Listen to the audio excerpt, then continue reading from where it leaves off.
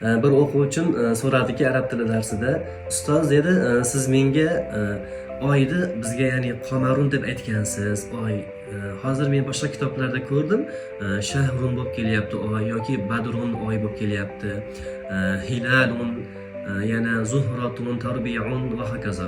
Endi aytayaptiki, men aytdim otangizga rahmat dedim, chunki siz menga yangi g'oya, ya'ni manfaatli video bo'lishi uchun yangi g'oya berdingiz dedim. Sababi bu savollarga javob bersam, demak manfaatli video bo'ladi. Xo'p, bu aytayaptiki, o'quvchim badrun degani oy degani deyapti. Xo'p, badrun bu to'lin oy degani. Hilalun degani bu yangi oy chiqarki osmonda shu. Qomarun bu umumiy ma'nosi, oyning umumiy ma'nosi oy degani, qomarun. Tarbiun bu yarim oy degani. Ya'ni yarim oy chorakda deyiladi, tarbiun.